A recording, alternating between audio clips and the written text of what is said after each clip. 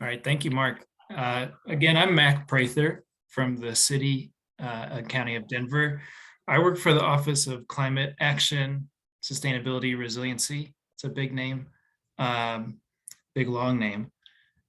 And since we're a pretty small group here today, I do have some slides we can buzz through, but we can kind of just have a conversation. I'd love to hear any questions you all have. So maybe I'll make the slide presentation pretty quick. What I was going to focus on today at Mark's suggestion was the climate action home energy rebate program. So that, Mark, is exactly what you were talking about. That program is now reopened for all products, all measures for 2023. It was really popular last year. If you know about the e-bike rebate program, this was kind of the sister program to that, but less fun, less sexy technology, and we're trying to continue to grow that and make it just as successful this year going forward. I figure you all probably know that since you're here, but I'll kind of cover the overview, and then Mark, you can let us know how we want to do it. Maybe Elephant can speak, and then we do questions at the end, or I'm happy to just take questions on the program as well. So. Yeah, I'm happy to do them at the end, but if people have them along the way and don't want to forget, then feel free to chime in. Sounds great. Let me share my screen. And we just launched this program, relaunched rather, this program officially yesterday. So you have to forgive me, my head's spinning a little bit because it's been a race to get to that point. And my role with the city, can you all see my screen now? Perfect. And my role with the city, I work on this program, and I also work on some other programs that are kind of direct implementation that target more vulnerable populations in Denver, lower income households. And I'd be really happy to talk about those with any of you at length. I love doing that, but I'll focus on just this rebate program for now. We can get into other things later. So quick overview. Like I said, this program started for the first time in 2022, but the background starts prior to that. It really began with the start of the Climate Protection Fund, which was voted in Denver several years ago. That's a tax levy that establishes basically a budget for the city and for our office, specifically for climate action, sustainability and resiliency projects and programs. There's a whole list of kind of the things that qualify for that, the programs, the strategy. I would encourage you all to go to our website and find that. But that's where the funding and the impetus behind this program came from. So we're indebted to that. We're indebted to the people of Denver who voted that in. The goal of this program is really to create, and I'm talking about the home energy portion of this, separate from e-bikes. The goal is to create homes that are efficient, all electric, grid beneficial, they're resilient. We were just talking about power outages in California a minute ago. All these technologies can kind of work together to create resiliency, cooling in the summer, resiliency to power outages, all of these things, and efficient heating and cooling. So the measures that are eligible are heat pumps for heating and cooling, heat pump water heaters, rooftop solar, battery storage, wiring for your EV charger for your electric vehicle, and then the electric service upgrades that you sometimes need when you install these in an older home. So if you need a new panel or a new circuit, there's a rebate for that as well. If you're on our mailing list, you probably received this message this week. All of those rebates are open as of now. And any installations that were put in January 1 from now on are eligible. You'll see some of the rebate amounts down below, and we'll get into those in detail in a minute. mentioned previously, but the 2022 program was super popular. A lot of rebates redeemed. The e-bike program, also very popular. That's coming back later this month. And this is just a snapshot of where we were at the end of that 22 program. What we learned from last year is that those rebates were available and people snatched them up and they went really quick. Created a splash. It created a lot of good interest in heat pumps and these kind of technologies, but it also kind of created headaches for some people because, like Mark, you said, not everybody was able to take advantage of those in the time they were available. They weren't able to reach as many people as wanted the technology in their home. And so what we're trying to do this year is make some changes that will smooth that out, make those available to more people. Also want to note that there is a separate rebate available for low income households in the city and county of Denver. This whole program is exclusively for city and county of Denver. But if you are below 80% AMI, you can get a significant portion of these projects paid for, up to 100%. We're doing that because we're leveraging rebates from Excel. We're leveraging state dollars in some cases from weatherization assistance programs and layering those to help people who really need the most assistance making these changes for their homes. So if you know anybody that could benefit from that, just want to be sure that's advertised at the same level as the market rate rebates. For the low and moderate income earners, we will be seeing some additional incentives from the Inflation Reduction Act come out. So we don't have an exact timeline on those.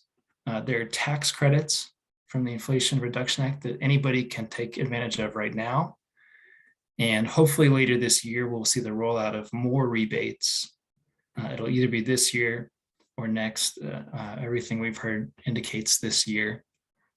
And those rebates are for folks that are at 80% AMI less, and then a slightly reduced amount for folks that are 150% AMI or less. That's area median income for those that don't deal in all these abbreviations. Backwards. So there's no change to that IQ program 2023 going forward. Those rebates remain the same. The solar rebates, battery storage, electric service upgrades, EV chargers are also remaining the same 2023 and forward. Those are available right now and will continue to be available. As I mentioned, the heat pumps were a particularly popular segment, particularly generous rebate in the previous year. So what we've done is lower those rebate amounts somewhat.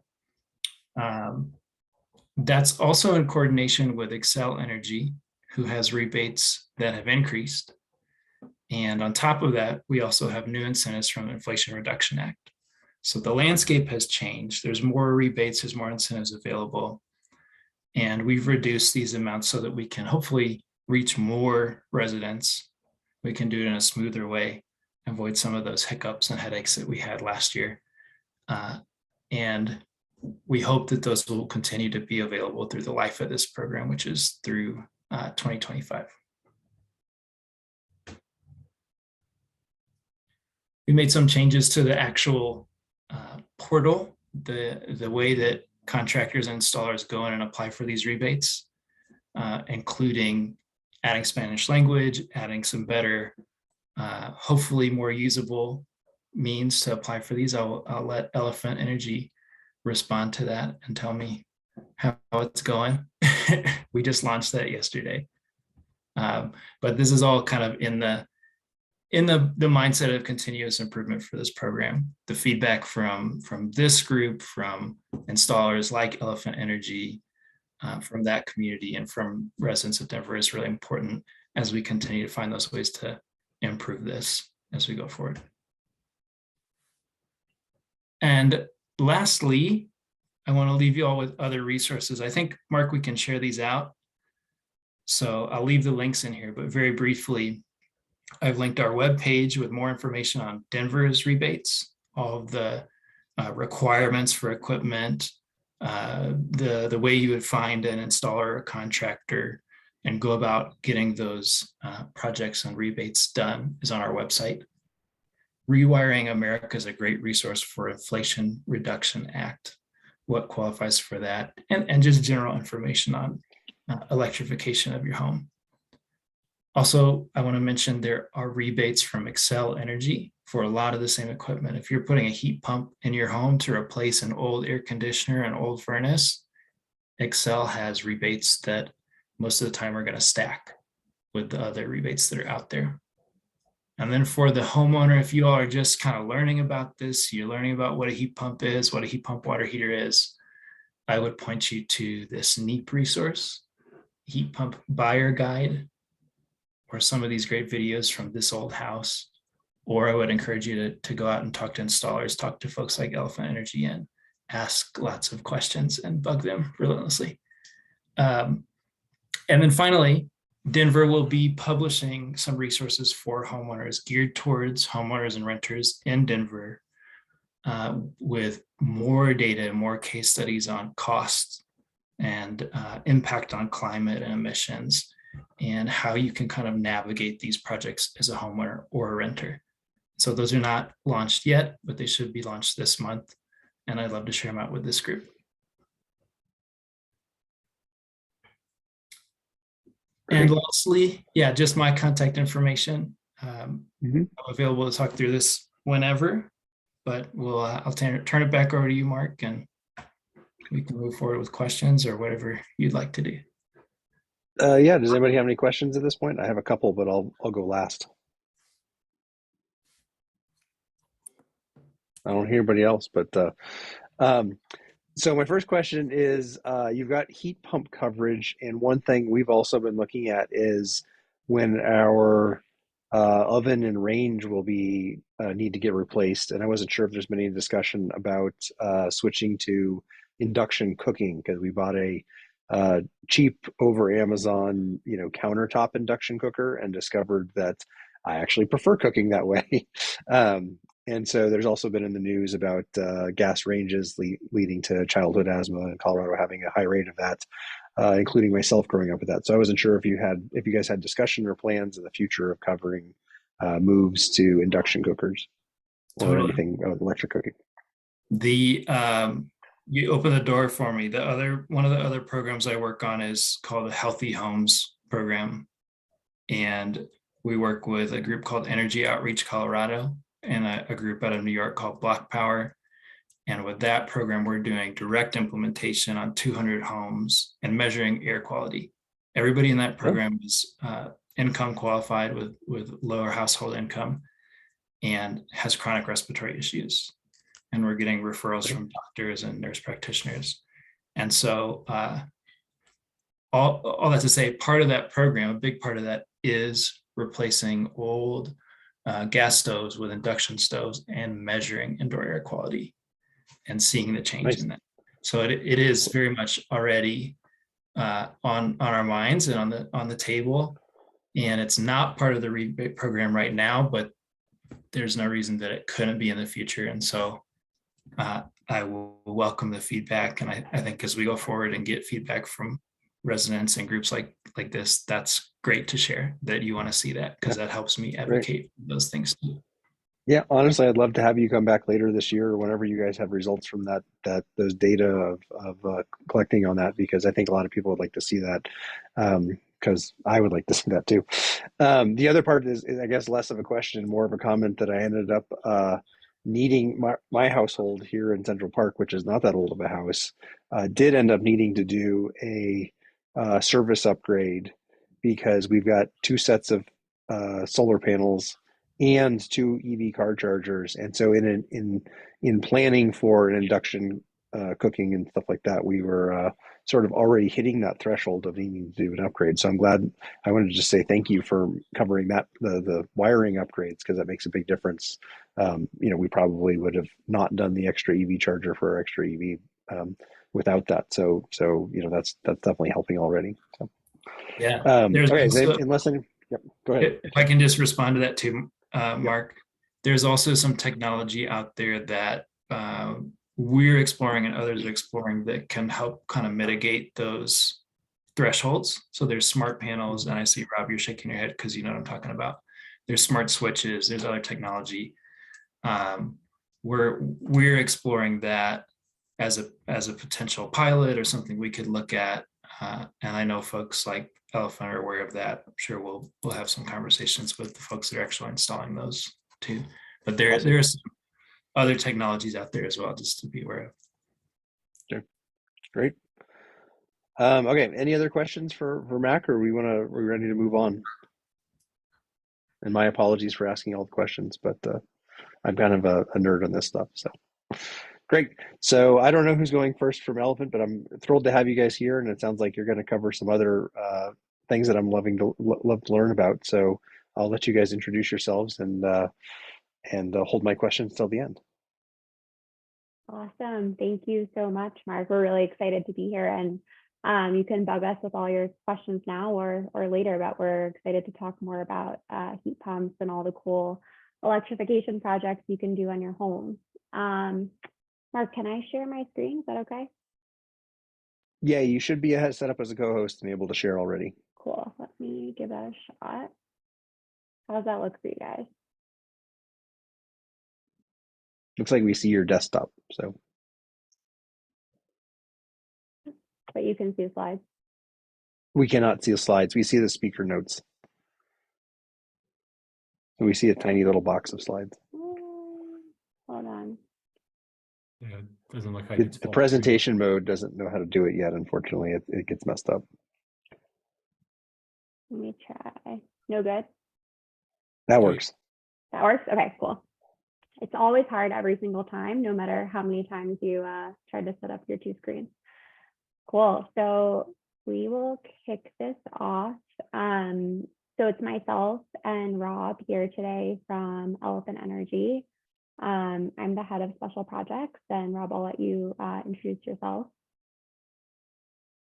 Yeah, I'm Rob Bayless. I work on the project management side and kind of wrangler of all things projects. And really excited to be here. So thanks for having us. Awesome. And we want to talk about a couple of different things today. So we'll talk first about why, like, what is electrification first of all, and why does it matter? And some of this might be super high level, so we'll speed through it. Then we'll talk a little bit about the basics of home electrification with a specific focus on heat pumps, how do they work, and answering all your questions about that. And lastly, we'll talk about something that we've been building internally, which is new for us, a tool called Building Your Home Electrification Roadmap, which might be helpful for some of you. I'll also feel free to stop me anywhere along the way for questions, just like Mac. I'm happy to have this be conversational, and we can also do questions at the end if they come up then. So I want to give a little bit of background first on sort of the why behind electrification. And a lot of this thinking comes from our co-founders, Josh and DR, who spent over 10 years each in climate tech before founding Elephant Energy. And from all of that work that they did together, they basically were able to realize that in order to achieve net zero by 2050, there are 4 things that we have to do over the course of the next 10 years. And doing those 4 things successfully will enable us to reduce over 75% of carbon emissions. So those 4 things listed here: deploying a ton more wind and solar, managing the volatility of that wind and solar so we're able to have enough on the grid when we actually need it. The third being transitioning over to EVs, a lot of progress here in Colorado already. And then the last one, which we'll focus on today, is transitioning all new building appliances and also many other replacements, right, over to electric, modern electric technology. So if we aren't able to do 4 things, this is where the tricky part is.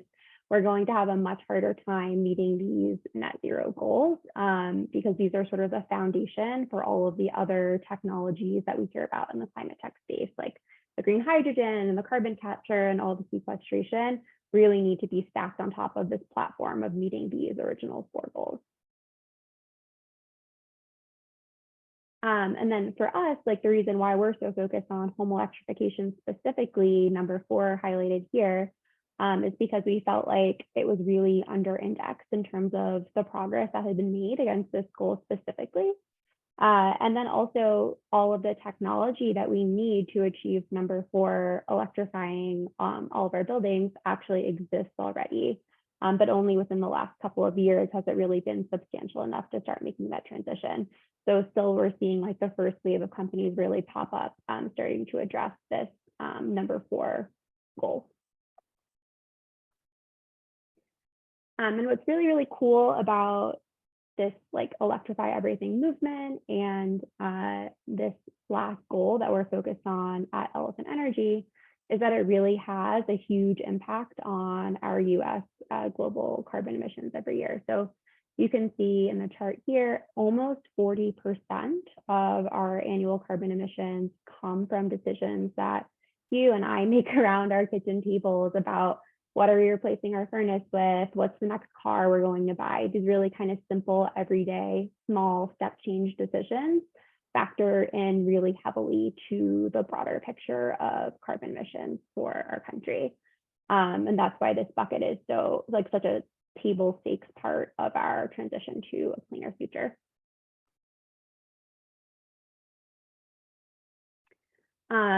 And like I mentioned earlier, we really have all of the tools that we need to make this progress. It's really a matter of each of us taking those step changes, and the programs like the ones that Mac talked about are hugely helpful in terms of giving folks the resources to invest in transitioning those different elements of their lives.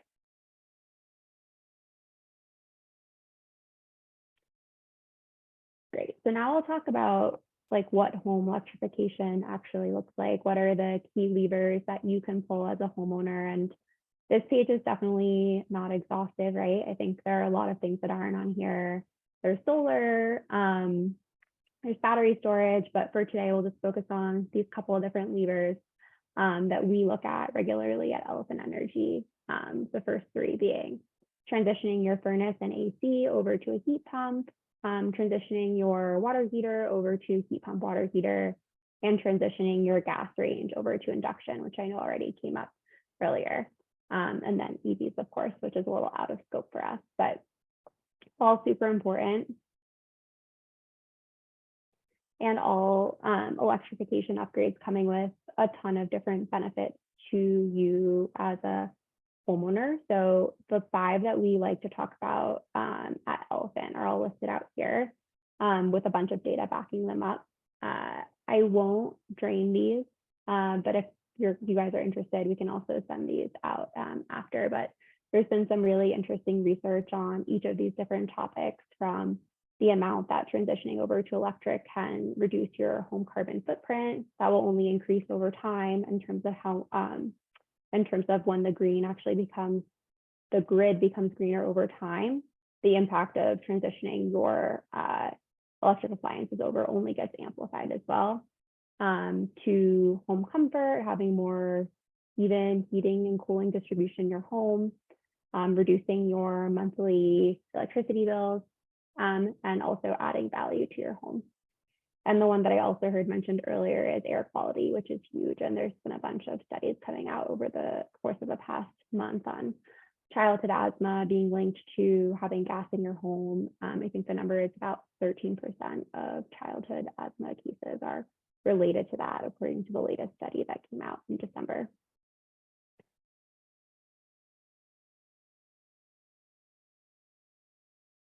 And with that, I will flip it over to Rob, who will give you the deep dive on heat pumps and answer a lot of your questions. Hey guys, can you hear me okay? Is that perfect? And it's bedtime at our house, so apologies if you hear some wailing in the background. Our youngest member is not such a fan of bedtime so far. But thanks, Jillian. Again, I'm Rob Bayless, project manager with Elephant. We're going to focus a little bit on heat pumps. that is kind of the big fish that we work with, and lots of questions. So we'll try to get into that. And then again, if you have questions, feel free to drop them in the chat, or we can talk through them here at the end. Okay, sorry, I think Jillian's running the slideshow, sorry. So really, what is a heat pump? They are energy efficient versions of a furnace and air conditioner that can work in all climates. You see a couple heat pumps here that we've installed in the snow. And then the one that's a little bit lower is up on a snow stand. It's ready for the snow. So heat pumps use technology to transfer heat, kind of moving it from inside your house to the outside, or the reverse, and they can do so in all weather. They also provide some humidity control. Again, not a big thing in Denver. We need humidity going the other direction most of the time, coming into the house, but in some climates, that's a real benefit. And again, they're constantly circulating the air, so sending stuff through filters can really improve the air quality. Yep. So this slide kind of explains things a little bit better about how heat pumps work. A little bit of a cartoon version, but like I said, heat pumps move heat. So in the example of the winter on the left side, the heat pump pulls the condenser unit, which is outside, pulls heat from the ambient air, even when it's really cold, and spits out colder air, and it pumps that heat inside your house, which goes through a heat exchanger, pushes off heat, and then takes colder refrigerant back outside, and that's continues to do that until your home warms up. And the magical thing about the heat pumps, unlike air conditioners, they have a reversing valve so they can flip directions. In the summer, the flow of fluids is functionally reversed. The condenser pulls out the heat from the refrigerant, pushes it into the air, sends cooler refrigerant into your house, which absorbs heat and takes it back out. So, it's more like an air conditioner at that point. But again, with that reversing valve that allows it to work in the winter as well. These slides are a little out of order, but the ductless system is something we wanted to hit on. You hear that a lot. There are kind of two types of systems. There's a ducted system, which will just simply replace a furnace. A ductless mini split system is a little bit different in that you have a single condenser unit outside that has refrigerant lines that go to a head or an indoor unit, like you can see here, kind of on top of the door in that picture, or in the ceiling in the lower picture. And these act like mini furnaces and air conditioning units you would likely have in each room or each space. So this offers some really cool features. It can have different temperatures in different rooms, which is really cool. You can also turn it off if you're not using, so potentially even more energy efficient. And this is really a great solution if you don't have ducts in your home. If you have somewhere like a office or a bedroom above a garage that even with the duct system doesn't really work. If you have a boiler system of some sort, if for whatever reason, if a centrally ducted system doesn't work, these mini splits are really cool applications of the technology. Thanks, Joanne, for reading my mind. So this is just talking through the ducted versus non-ducted a little bit.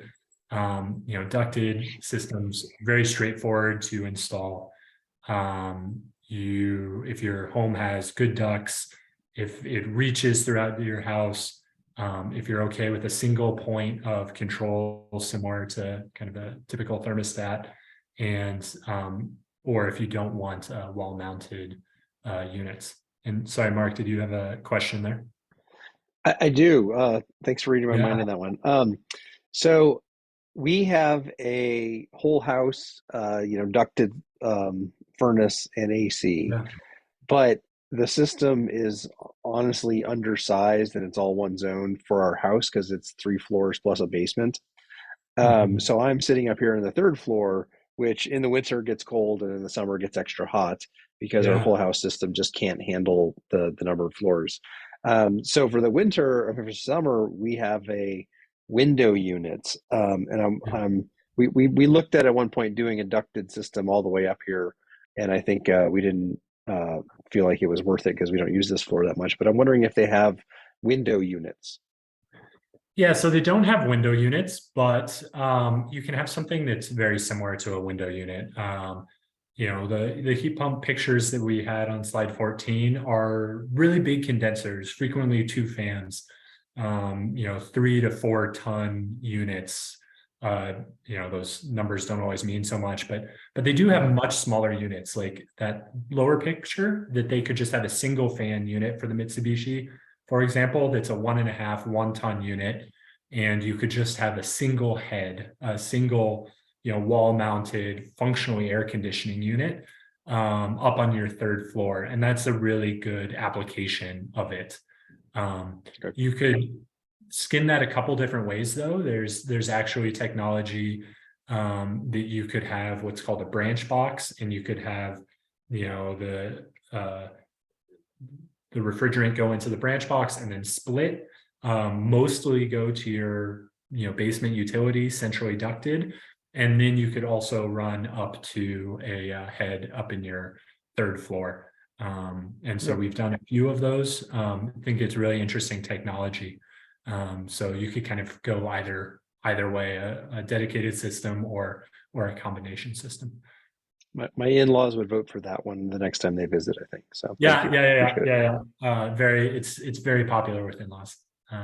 But no, we see a lot of applications of that in smaller houses over in kind of older parts of town, and that kind of old brick houses that have pretty good heating, but just one attic room or something. So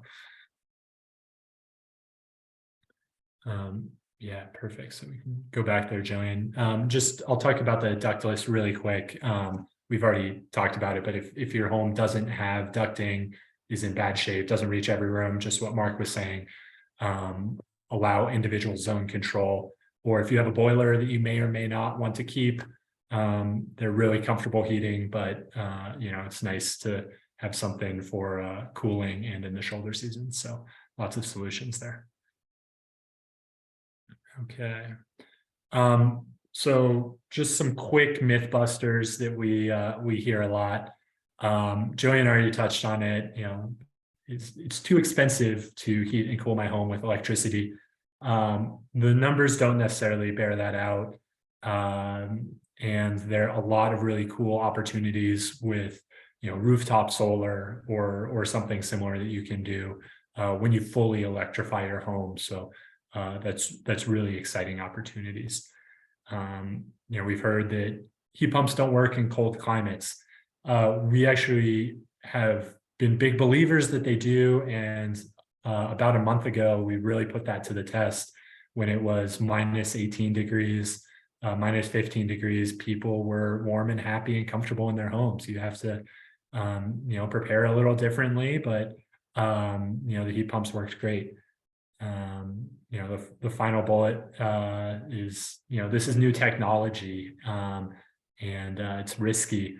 The technology has been around for a while. It's new to market, new to residential in a big way, but the first electric heat pump was in 1949. So lots of time to develop this technology, and it's proven technology. It's just a little bit different application of it. So as we alluded to, this is just kind of a graph. The top line there is what we measure the air temperature coming out of our supply, a supply duct with. And the bottom line is showing the actual temperature. So on the 22nd of December, you see it's well below 0. And the heat pump is producing, air at 78 degrees. And again, this is more qualitative because it depends where people actually put their sensors. It was warmer. It was warmer coming out than 78 degrees because otherwise, their house wouldn't be warm at all. But people were happy and healthy, and you can see that there was good, consistent performance from these heat pumps. And on the right, you can hear or you can read some of the testimonials that we have, and quite frankly, we were surprised that the systems performed as well as they did. But hearing that you had 95-degree air coming out and it was -14 outside is pretty cool. So it's really great technology. The heat pump graph is actually Katie's house. Oh, it is. Yeah. Thank you for sharing, Katie. Yeah. Great. I think that's it, Jillian. Maybe back to you. Yeah, I'll close it out here. Just wanted to chat a little bit, like I alluded to earlier, about a new tool that we launched that we're really, really excited about called Your Electrification Roadmap, or as we call it internally, Your, because it's a very, very long name. But a couple quick points here in terms of if you're in the beginning of the process of electrification and just starting to think about, hey, like, where do I get started? I think we've done some customer research, and one of the things we hear from folks a lot is like, it's really overwhelming. There are a lot of different things that I can do. How do I start this kind of overwhelming process? And we boil it down into 5 steps usually. The first one being just first, like having a quick reflection and trying to get clear on what your motivations and goals are for electrifying. I think there are a lot of different reasons that people walk this path, and that's because there are a lot of different benefits, like we talked about earlier, that electrification offers. So once you get clear on kind of the benefit that you're seeking from this process, I think it's easier to narrow down where you want to get started. The second thing that we really recommend to do that's really helpful is taking stock of where you are today in terms of your current appliance situation. So what's aging, what might fail soon, what do you need most in your life, and taking that into consideration as a factor of where you might get started. We also recommend working with a partner to help shape this roadmap. That's obviously something that we do and help our customers do.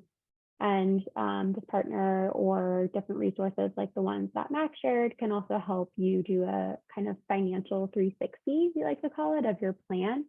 So kind of triangulating steps 1 and 2, what are you interested in? What offers you the benefits you're looking for with what do you need? And then the third pillar is like what actual rebates and incentives and other types of things might be available to you fit in with what's actually in your budget for right now versus what you want to maybe do later or over time. And then the last step is just get started. There's no perfect place to start, and I don't think anyone's home electrification journey looks the same.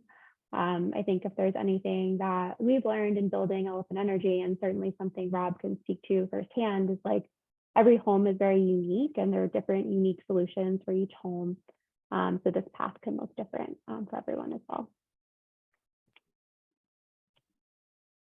And then lastly, a little preview of the tool that I mentioned, which lives on our website, Your Electrification Roadmap. So it's basically a survey tool on our website that asks you a bunch of questions about your home, the types of appliances that you have in your home right now, your goals and your motivations for electrifying, and then it ingests all that information that you give it. It takes about 5 minutes to do the form, I want to say. And what it does is it spits out about a 5 or 6 page report. I put some of the pages on the right-hand side so you can see an example. And it actually makes a recommendation on here is what we think the kind of order, the first 5 steps that you might consider taking are based on everything that we spoke about on the previous page. So it's pretty cool. And definitely encourage you to check it out. Easy to find on our website. If you go to www.elephantenergy.com, there's a little button on the top right that looks like this guy that says get started, and it lives right under that link. And that's really it for us today, but I see there are questions in the chat that we've missed. Sorry, it's hard to check the questions and talk at the same time. So I think perhaps Rob and I can talk through those. Or are you answering questions in the chat, Rob? That's awesome too. But yeah, feel free to shout out whatever questions there are. Yeah, I think Mac and Rob did a good job of covering the questions in the chat while we were coming through. So I was kind of following along as I was listening. So I will ask a couple questions based on my experience trying to go through the electrification process. The first one I'll have is more for other people's benefit, but it's the question that I had about 1.5 years ago when I started researching heat pumps and couldn't find a contractor who knew anything about them. So I'm glad to be in touch with you all because that puts me ahead. But about how long for the various appliances should one wait before they plan? Should you wait till it breaks and then you're in an emergency, or is it better after a certain amount of time to proactively replace it? Oh yeah, that's a great question, Mark, and definitely one that we hear sometimes. And it's definitely, I feel like if you've been in one of those emergency situations, you know how stressful it can be. And they always tend to happen at the worst times, right? Like when you have your in-laws visiting or whatnot. So we definitely recommend proactive replacement when possible. An analogy we like to use is like you wouldn't drive your car on the highway until one of the tires or wheels like literally crumbled on the highway, right? So we wouldn't recommend that for your furnace or your air conditioning or your water heater either.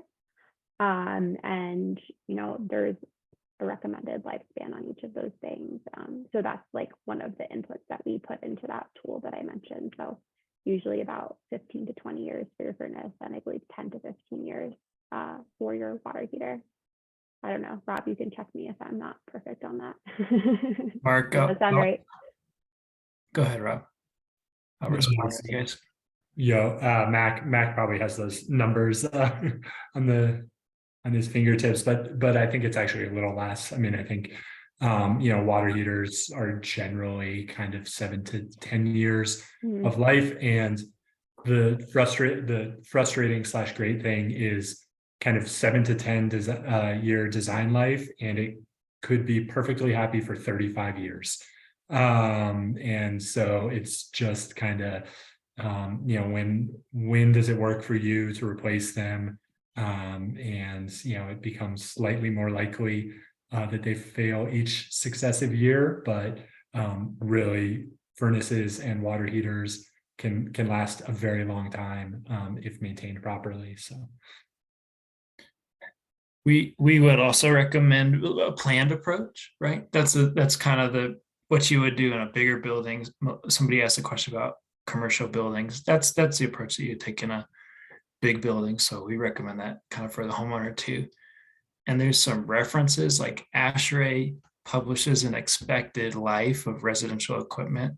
And Rob, I think you're right on it. Something like 15 years for AC and a little longer for a furnace, a little less for a water heater.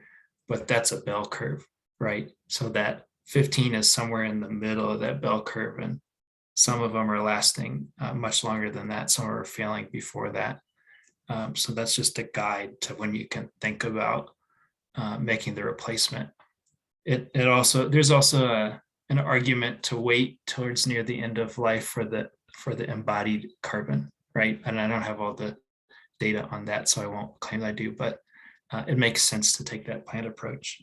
And then, yeah, good maintenance is important too. And Mark, there's through our program, you can get linked to Excel's rebate program. Excel has what they call registered trade partners. So that's kind of a place to start when you're looking for somebody who does install heat pumps, right? That's a list of everybody that installs them and has gone through a couple steps with Excel. And we don't recommend any installers in particular, but we also publish a list of folks who have redeemed rebates through our office. So you can use those things as you're kind of starting to look at different folks to talk to.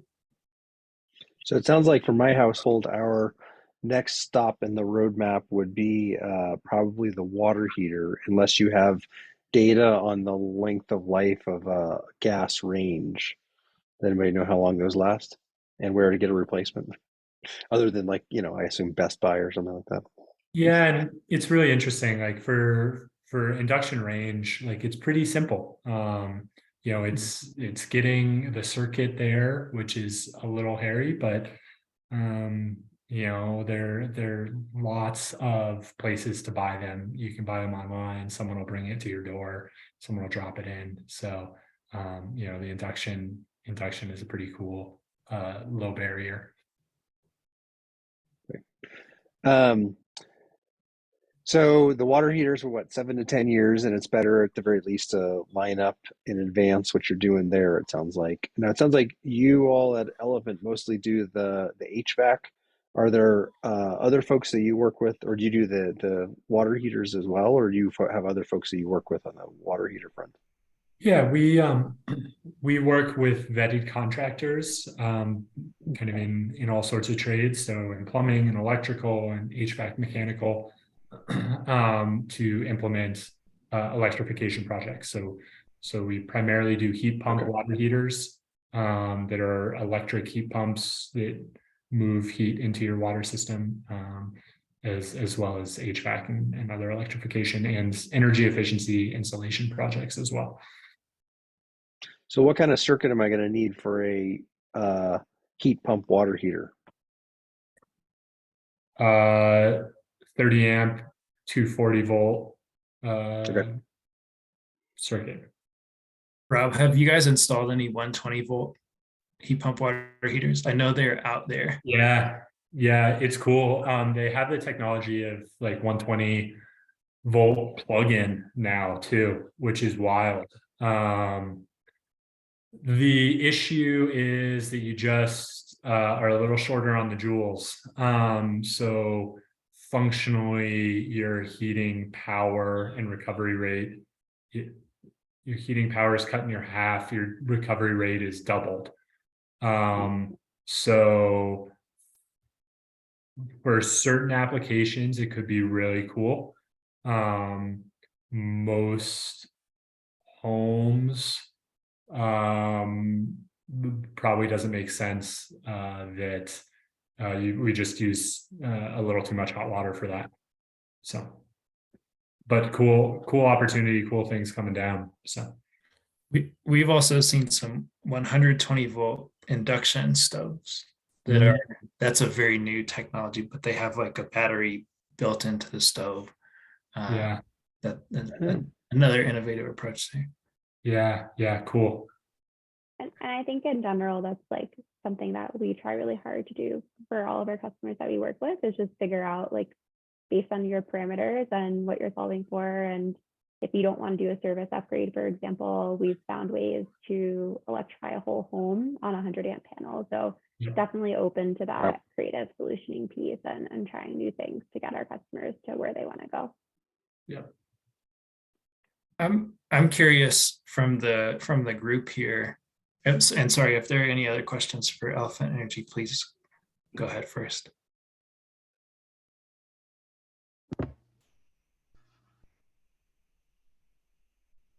Katie, were you going to ask one? Oh, sorry. No, we're on the same, like we did the heat pump component first, which again, like start at different places. There's no magical way, but yeah, definitely looking into replacing the water heater, I think is going to be the next big thing. And then piecing out the gas fireplace. A lot of both our family got into this being a healthcare family and being concerned about air quality, both in and outdoors. And so just from that aspect of eliminating fossil fuels in the house has been key for us. I was going to ask where others were kind of relative to this, if this group is maybe the early adopters. So Katie, thanks for sharing. Mark, kind of heard from you. I'm wondering, maybe Sarah and Melissa, have you already done some of this work? Or are you thinking about it? I'm kind of thinking about it, but our furnace seems to be fine, and I've been really concerned about how much it would cost, and I'll look at that tool from Elephant Energy and try to get an idea. I think unfortunately our water heater went out about a year ago, and it was one of those emergency situations, and the contractor didn't know anything about heat pumps, so we got the gas hot water heater. So. Yeah, I will say that a year ago when I was looking through it, because we had a 16-year-old furnace or something that seemed fine at the time, 17-year-old furnace, I guess a year ago. We were, looking at, geez, that's a little long in the tooth for a furnace, so it's probably going to go out soon. But the city didn't at the time have these programs, and if you did, it would have been a no-brainer in terms of the cost. And I really wish we had done it anyways, because this year's heating bills would have more than made up the difference just from this year alone. Now, granted, my house is a little bit different than I think than yours, Sarah, so you might have less space that you're trying to cover, because we've got the kids and stuff too.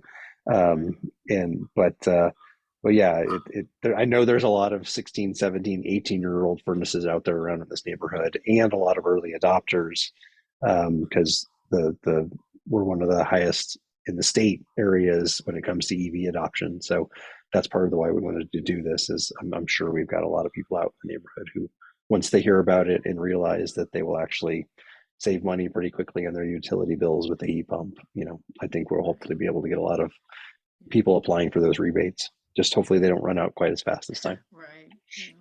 Yeah. They won't.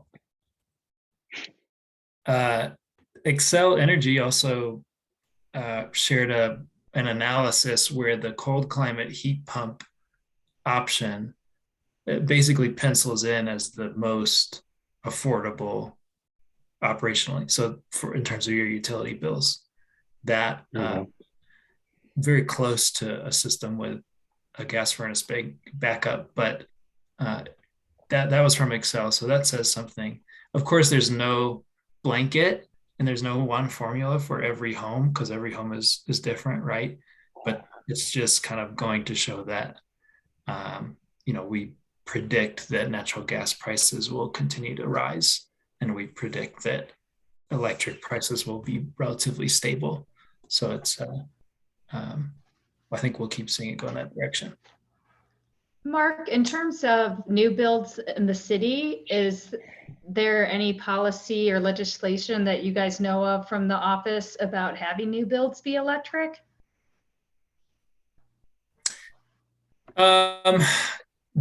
It's a great question. So actually yesterday, the city voted and adopted an updated building code.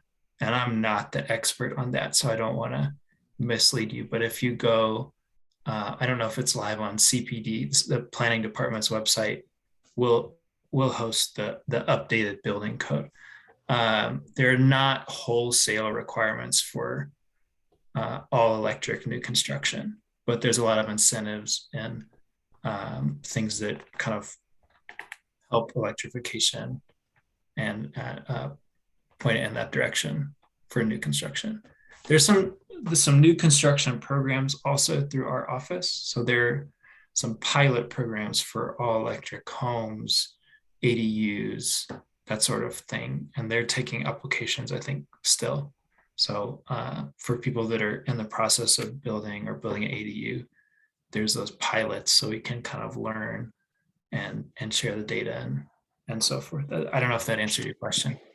Yeah, I guess like here in Central Park, we're seeing some bigger, shared like apartments and condos going up. And I was, curious about the sustainability of those, and especially with some of the evidence I'm seeing with the gas appliances and, particularly air quality levels and rates of childhood asthma. just makes me wonder on a policy standpoint as far as health for future, residents moving into those buildings. And then also from a sustainability, like, the cost of heating and cooling those buildings with volatile natural gas prices. Yeah, it's a great point. And it's not exclusive to Denver.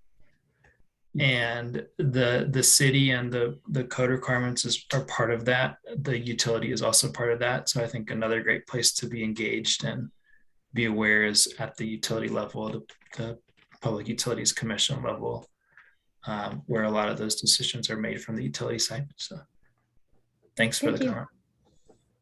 Yeah, it was really interesting for me to hear about the Excel suggesting that the best bang for your buck is the cold climate heat pumps, because they don't care whether you use gas or electric, right? They make profit either way because they sell both. So, it seems like that's encouraging that they would be putting out that kind of information, that the cold climate ones would be such a good, better deal. So I wish I had done one a year and a half ago. So. And it's one analysis, Mark. There's a lot of different analyses out there, but the more installations we see, the more data we have, I think the better case we'll build for the technology for sure, and specific to Denver.